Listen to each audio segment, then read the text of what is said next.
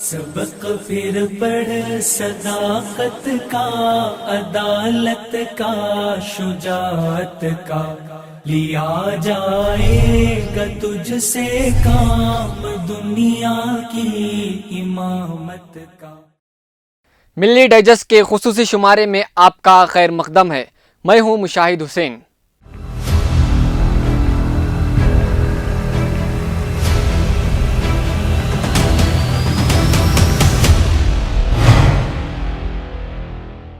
یہ غازی یہ تیرے پراسرار بندے، جنہیں تو نے بخشا ہے ذوق خدائی، دو نیم ان کی ٹھوکر سے صحرا و دریا، سمٹ کر پہاڑ ان کی ہیبت سے رائی، دو عالم سے کرتی ہے بیگانہ دل کو، عجب چیز ہے لذت آشنائی۔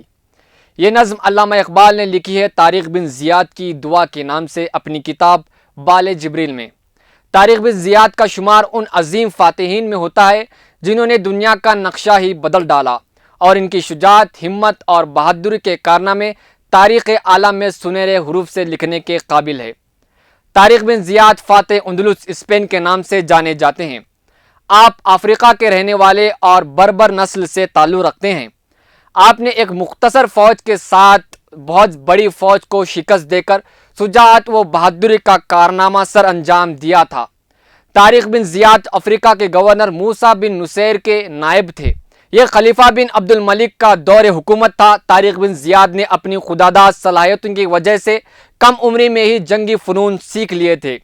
اس زمانے میں شمالی افریقہ میں مسلمانوں کی حکومت تھی۔ اسلامی سلطنت میں امن و امان اور خوشحالی کا دورہ تھا۔ اس کے برعکس یورپ کے ملک اسپین میں راڈرک کی حکومت تھی۔ اس نے ظلم و ستم کی انتہا کر رکھی تھی۔ بادشاہ اور اس کے دربار، امیر، وزیر سب امیرانہ ٹھاٹ باٹ کی زندگی بسر کر رہے تھے، جبکہ غریب عوام غربت کی چکی میں پس رہی تھی۔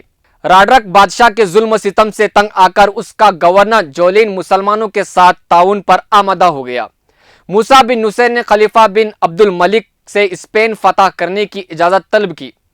اجازت ملنے پر انہوں نے طارق بن زیاد کو 7,000 جانثاروں کا لشکر دے کر اسپین کی مہم پر روانہ کیا۔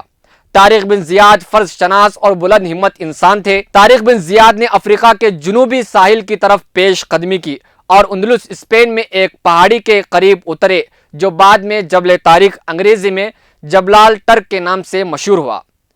راڈرک 1,00,000 فوج لے کر مسلمانوں سے مقابلے کے لیے بڑھا۔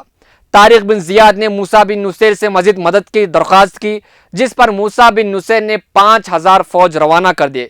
یوں مسلمانوں کی فوج کل تعداد 12,000 ہو گئی۔ مسلمانوں کی فوج صرف تلواروں اور نیزوں سے لیس تھی، جبکہ اس کے مقابلے پر 1,00,000 کا لشکر تھا جس کے پاس گھوڑے اور اسلحہ تھا۔ اسلامی لشکر جب ساحل پر اتر گیا تو طارق بن زیاد نے ایک انتہائی جرأت مندانہ قدم اٹھایا۔ طارق بن زیاد نے وہ تمام کشتیاں جلانے کا حکم دیا جن کے ذریعے وہ یہاں پہنچے تھے۔ طارق بن زیاد کا اس موقع پر مشہور تاریخی خطاب جو انہوں نے اپنی فوج کے لیے واپسی کا راستہ بند کرتے ہوئے اپنی کشتیاں جلا کر کیا تھا، یہ خطاب رہتی دنیا تک یاد کیا جائے گا۔ طارق بن زیاد نے اپنے خطاب میں یہ کہا تھا: اے مسلمانوں، خوب سمجھ لو، اب تمہارے لیے واپسی کا کوئی راستہ نہیں ہے۔ دشمن تمہارے آگے ہے اور سمندر تمہارے پیچھے۔ اب عزم و ہمت کے سوا کوئی چارہ نہیں ہے۔ تم اپنی جانوں پر کھیل جاؤ تاکہ کامیابی تمہارے قدم چوم لے۔ تم اس علاقے میں اللہ تعالیٰ کے دین کو سربلند کرنے کے لیے آئے ہو۔ تم جو عزم کرو گے اللہ تعالیٰ اس میں تمہاری مدد کرے گا اور تمہارا نام ہمیشہ زندہ رہے گا۔ اگر میں مارا جاؤں تو آپس میں جھگڑا مت کرنا، اور اگر تم دشمن کو پیٹھ دکھاؤ گے تو قتل کر دیے جاؤ گے یا گرفتار ہو کر برباد ہو جاؤ گے۔ اللہ کی راہ میں آگے بڑھو۔ جب میں حملہ کروں تو تم دشمن پر ٹوٹ پڑو اور اس وقت تک دم نہیں لینا جب تک جزیرہ فتح نہ ہو جائے۔ طارق بن زیاد کے خطبے نے مسلمانوں کے دلوں کو گرما دیا اور ان میں جوش ولولے کی ایک نئی روح پھونک دی۔ دونوں لشکروں میں مقابلہ ہوا۔ بالآخر طارق بن زیاد نے اپنے قلیل لشکر کے ساتھ کثیر لشکر پر غالب آ گئے اور 711 میں اسپین کو طارق بن زیاد نے فتح کے جھنڈے گاڑ دیے۔ اس کے بعد مسلمانوں نے پیش قدمی جاری رکھی اور اسپین کے کئی اہم شہروں قرطبہ، مالقا، البیریا اور تدمیر کو فتح کر لیا۔ اندلس اسپین کی تاریخی فتح کے بعد 800 سال تک اندلس پر حکمرانی کرتے رہے۔ اسپین کی فتح نے یورپ کی معاشرتی زندگی پر زبردست اثر ڈالا۔ عیسائیوں نے مسلمانوں سے رواداری اور فراخ دلی سیکھی، اور خاص کر یورپ کے طالب علموں نے اندلس یعنی اسپین کی یونیورسٹیوں سے علم و ہنر، ادب و ثقافت اور سائنسی ایجادات کے بارے میں سیکھا۔ مسلمانوں کے حسن انتظام سے علاقے کے لوگوں کی حالت بہتر ہو گئی۔ وہ مسلمانوں کے زیر سایہ پر امن اور خوشحال زندگی بسر کرنے لگے۔ طارق بن زیاد 595 ہجری میں موسیٰ بن نصیر کے ساتھ دمشق گئے اور وہاں قیام کے دوران اس جہان فانی سے رخصت ہو گئے۔ 1236 عیسوی میں اندلس اسپین کا شہر قرطبہ مسلمانوں کے ہاتھ سے چھن گیا اور عیسائیوں نے مسجد قرطبہ کو گرجا گھر بنا لیا۔ سقوط قرطبہ کے بعد اسپین میں مسلمانوں کی آخری ریاست بالآخر اسپین مسلمانوں کی عظمت رفتہ کاری، مگر اسلامی اسپین کی حکومت کے دردناک زوال کے بے شمار کہانیوں کو اپنے دامن میں سمیٹے ہوئے ہیں۔ سقوط قرطبہ مسلم امہ کی تاریخ میں بدنما داغ ہے جس کا سیاہ دھبا دھونے سے بھی نہیں دھل سکتا۔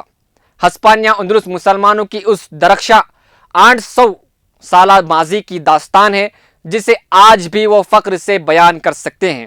شاعر مشرق علامہ اقبال رحمۃ اللہ علیہ جب اندلس کے دورے پر گئے تو جامعہ مسجد قرطبہ بھی گئے، وہاں 2 رکعت نفل نماز کی ادائیگی کی۔ انہیں یہاں نماز پڑھنے کی اجازت خصوصی طور پر ملی تھی۔ نماز کی ادائیگی کے بعد یہ تاریخی اشعار ان کی زبان سے جاری ہوئے۔ ہسپانیہ تو خون مسلمانوں کا امی ہے، مانند حرم پاک ہے تو میری نظر میں، پوشیدہ تیری خاک میں سجدوں کے نشاں ہیں، خاموش اذانیں ہیں تیری باد سحر میں۔ ناظرین، کیا آپ جاننا چاہتے ہیں بھارت کا وہ پہلا صحافی جس نے جام شہادت نوش کیا تھا؟ تو آپ جاننا چاہتے ہیں تو یہاں پر کلک کر کے ضرور دیکھیں، اور یہاں پر کلک کر کے ہمارا چینل ضرور سبسکرائب کریں گے۔ ملیں گے کسی اور خصوصی شمارے میں، تب تک کے لیے دیجیے اجازت۔